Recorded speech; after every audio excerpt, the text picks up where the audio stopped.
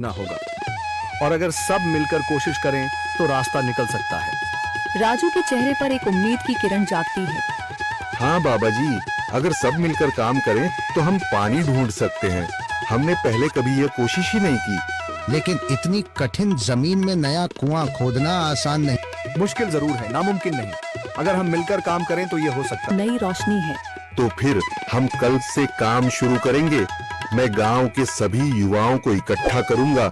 हम मिलकर नया कुआं खोदेंगे। यह कहते हुए वह शामू के साथ गांव के दूसरे युवाओं को बुलाने के लिए निकल पड़ता है।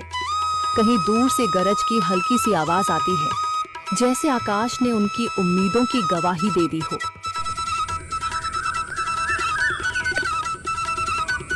अगली सुबह राजू और शामू गांव के युवाओं को इकट्ठा करने निकल पड़े। चौधरी महेश की हवेली के सामने एक भीड़ जमा है। बाबा जी, संदरी, गांव के कुछ बुजुर्ग और किसान सभी मौजूद हैं। हम हाथ पर हाथ रखकर नहीं बैठ सकते। अगर अल्लाह ने हमें हिम्मत दी है तो हमें खुद पानी के लिए मेहनत करनी होगी। खोदने की जरूरत है। हमने अपने बुजुर्गों से सुना था कि पुरानी नहर के पास जमीन नरम थी, शायद वहीं पानी हो। बाबा जी सही कह रहे हैं। अगर तुम सब यह काम करने के लिए तैयार हो तो मैं अपने कुछ मजदूर भेज सकता हूँ। धन्यवाद चौधरी जी, लेकिन हम सब खुद भी मेहनत करेंगे। यह हमारे गांव के अस्तित्व की लड़ाई है। संदरी, जो अब तक चुप थी, आगे बढ़ती है। हम औरतें भी पीछे नहीं रहेंगी।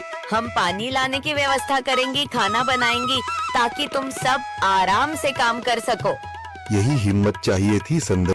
पूरा गांव एक नई उम्मीद के साथ कुआं खोदने की तैयारी में जुट जाता है। दूसरी ओर कुआं खोदने का काम शुरू हो चुका है।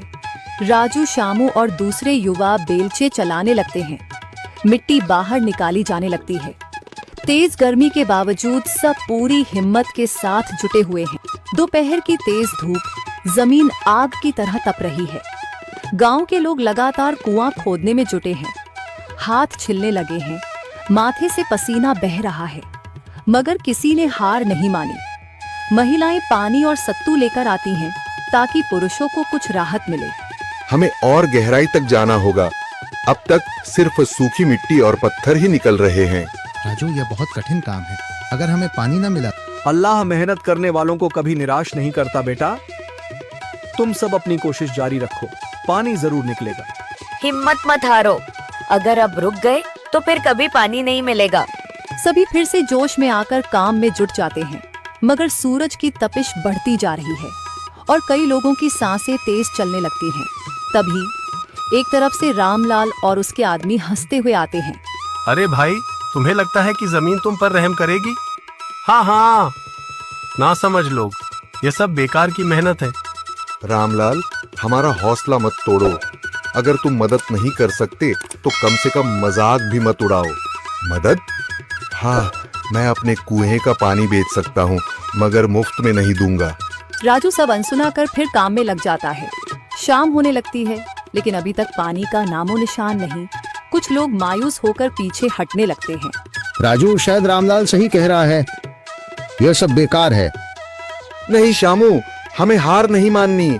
अगर आज हार गए तो फिर कभी हिम्मत नहीं कर पाएंगे। तभी अचानक फावड़ा किसी कठोर चीज से टकराता है। एक अजीब सी आवाज आती है। राजू चौंक कर देखता है और जल्दी जल्दी मिट्टी हटाने लगता है। अचानक एक ठंडी लहर महसूस होती है। सभी लोग दौड़कर आते हैं। जैसे जैसे मिट्टी हटती है, नीचे से गीली जमीन नजर आने लगती है। सब हैरान रह जाते हैं। सुभान अल्लाह, मैंने कहा था ना, अल्लाह हमारी मेहनत को जाया नहीं करेगा। राजू और बाकी सभी जोर लगाते हैं। कुछ ही पलों बाद अचानक मिट्टी के नीचे से पानी की एक छोटी सी धारा फूट पड़ती है। गांव वाले खुशी से चिल्ला उठते हैं। पानी पानी निकल आया। यह अल्लाह की कुदरत है रामलाल, जिस पर तुम्हें यकीन नहीं था। पूरा गांव आनंद से झूम उठता है। लोग एक दूसरे को बधाइयां देते हैं।